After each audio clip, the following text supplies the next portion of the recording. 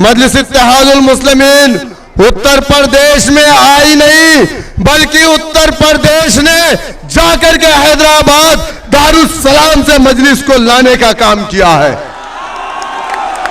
हम उत्तर प्रदेश से चल करके एक लीडरशिप की तलाश में 1400 किलोमीटर का सफर करके हम दारुस्सलाम की चौखट पर पहुंचे और हमने अपने कायद से मुलाकात की। और क्यों गए? हम ना जाते अगर मुजफ्फरनगर का दंगा ना होता, हम ना जाते अगर खालिद मुजाहिद को पुलिस कस्टडी में ना मारा जाता, हम ना जाते अगर मुसलमानों को रिजर्वेशन मिल जाता, हम ना जाते अगर मुसलमानों को आतंकवाद के झूठे मुकदमों में जो वादा समाजवादी ने किया था उसको पूरा किया होता। अगर ये काम समाजवादी ने हमारे साथ किया होता, हमारे साथ इंसाफ किया होता, खुदा की कसम उत्तर प्रदेश में मजलिस इत्तेहादुल मुस्लिमीन को आने की जरूरत ना पड़ती। लेकिन हमारे साथ मुसलमानों के साथ उत्तर प्रदेश में नाइंसाफियां हुई। जब हमने उस चीज को देखा, आप जानते हैं मुझे, मैं इसी इलाके का रहने वाला हूं, मैं किसी सियासतदान का बेटा नहीं था।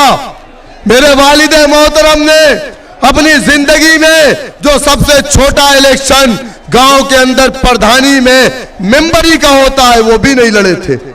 लेकिन क्यों?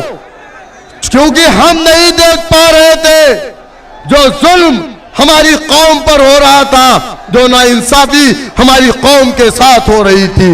हमने देखा हिंदुस्तान की पार्लियामेंट में एक लीडर ऐसा भी है जो उत्तर प्रदेश की भी आवाज करता है, जो उत्तर प्रदेश की भी आवाज बनता है।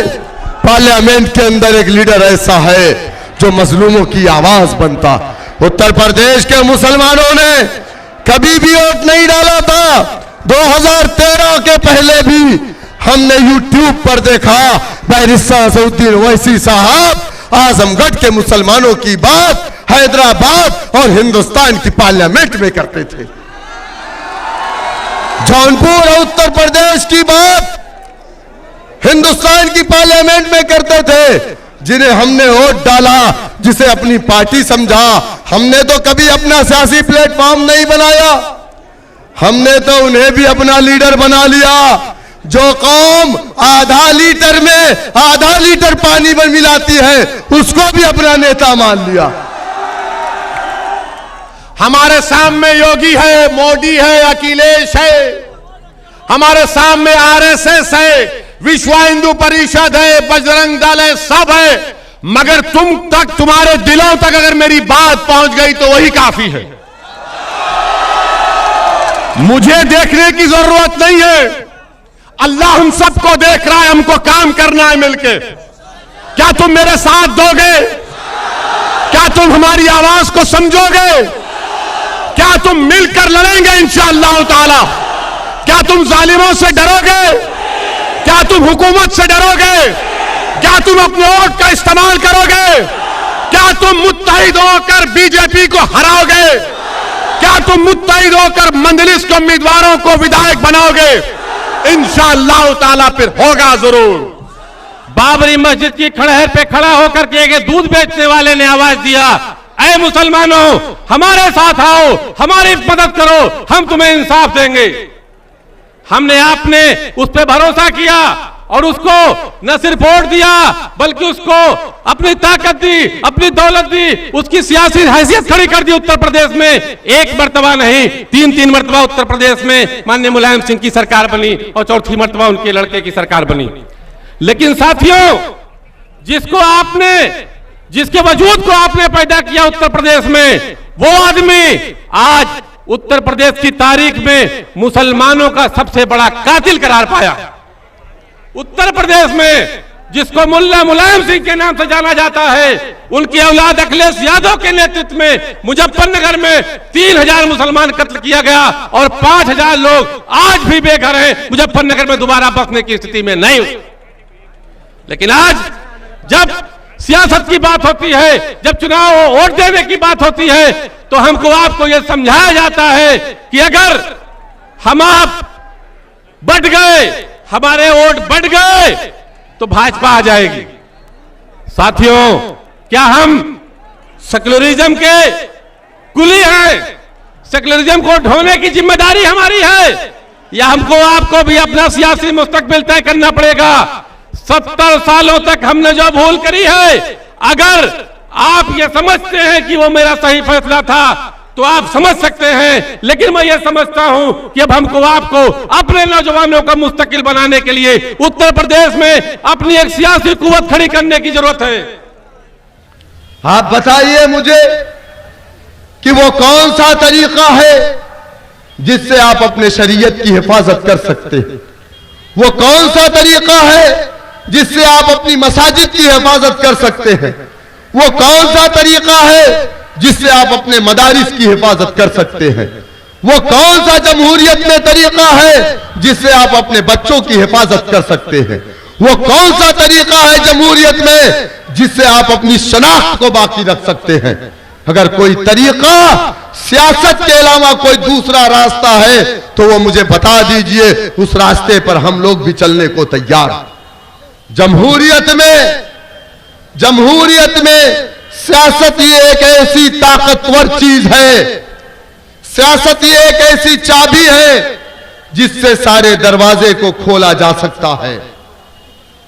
जब तक आप सियासत में हिस्सेदारी की बात नहीं करेंगे, जब तक आपके समाज की तरफ पलट करके कोई देखने वाला नहीं। हमसे आज मीडिया के लोगों ने सवाल किया कि ओम प्रकाश राजभर जी ने आपको धोखा दिया, आपको छोड़ करके चले गए।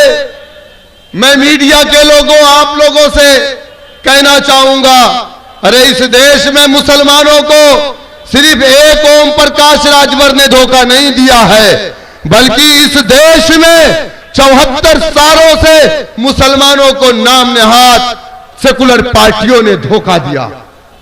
3% राजभर उत्तर प्रदेश में। अगर कोई ये सोच रहा है कि हम किसी पार्टी की बदौलत उत्तर प्रदेश में आए हैं, तो लोग अपने जहन से इस बात को साफ कर ले कि उत्तर प्रदेश में हम 3% या 5 या 7% नहीं है। उत्तर प्रदेश में हमारी तादाद 20% है।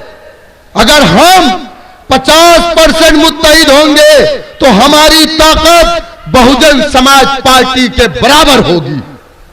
अगर आप जिस दिन 20% मुत्तहिद हो जाएंगे, ये राजभर नहीं बल्कि समाजवादी पार्टी के मुखिया अखिलेश यादव, बहुजन समाज पार्टी की मुखिया बहन जी सोनिया गांधी, ये लोग घुटने के बल चल करके दारुस्सलाम जाएंगे और कहेंगे, वैसी साहब मुझे आप कितनी सीटें देने को तैयार। आज हम अलायंस करना चाहते, हम चाहते हैं बीजेपी को उत्तर प्रदेश में रोका जाए, लेकिन हमसे अलायंस करने को कोई तैयार नहीं। मुसलमानों, अपनी औकात को समझो। 3% राजभर से अलायंस करने को तैयार है, लेकिन 20% मुसलमानों आपसे कोई अलायंस करने को सिर्फ इसलिए नहीं तैयार है क्योंकि तुम्हारी सफों में इत्तेहाद नहीं। ये नहीं चाहते कि मुसलमान यहां पर लीडर बने, ये मुसलमानों को डिस्पोजल गिलास की तरह सिर्फ इस्तेमाल करना चाहते हैं। बहरकैफ मेरे दोस्तों, वक्त हमारे पास बहुत कम है, हमारे कायद को वापस दिल्ली जाना भी है। मैं बस आपसे यही कहूंगा कि मुत्तहिद हो तो बदल डालो निजामे गुलशन, मुत्तहिद हो तो बदल डालो निजामे गुलशन, मुंतशिर हो तो मरो शोर मचाते क्यों हो। जो लोग ये कहते हैं कि हम अकेले चुनाव लड़ेंगे तो हम नहीं जीतेंगे, ऐ मेरे गयूर नौजवानों, जीत हार का फैसला चाय की दुकानों पर बैठ करके मत करो। अल्लाह सुब्हानहू तआला ने कुरान में फरमाया है, कुलिल्लाहुम्मा मालिकल मुल्क तूतिल मुल्क, अल्लाह जिसको चाहता है दुनिया के अंदर हुक्मरान बनाता है। नमरूद, फिरौन, शद्दाद को अल्लाह ने दुनिया में हुक्मरानी दी और यूसुफ अलैहिस्सलाम को कुएं से निकाल करके अल्लाह ने मिस्र का बादशाह बनाया था। हमारा काम हमारा काम है जिद्दोजहद करना, कोशिश करना, बाकी का काम अल्लाह सुब्हानहू तआला का।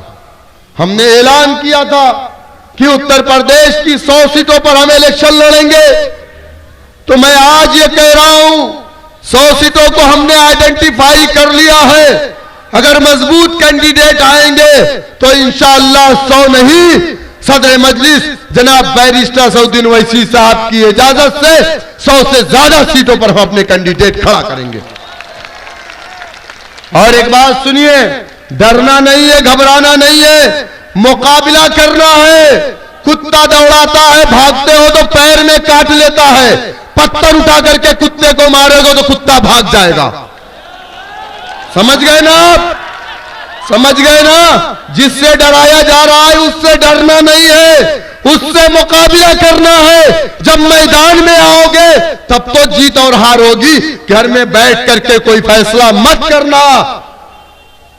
तूफानों से आंख मिलाओ, सैलाबों पर वार करो, मल्लाहों का चक्कर छोड़ो, तैर के दरिया पार करो, तैर के दरिया पार करो।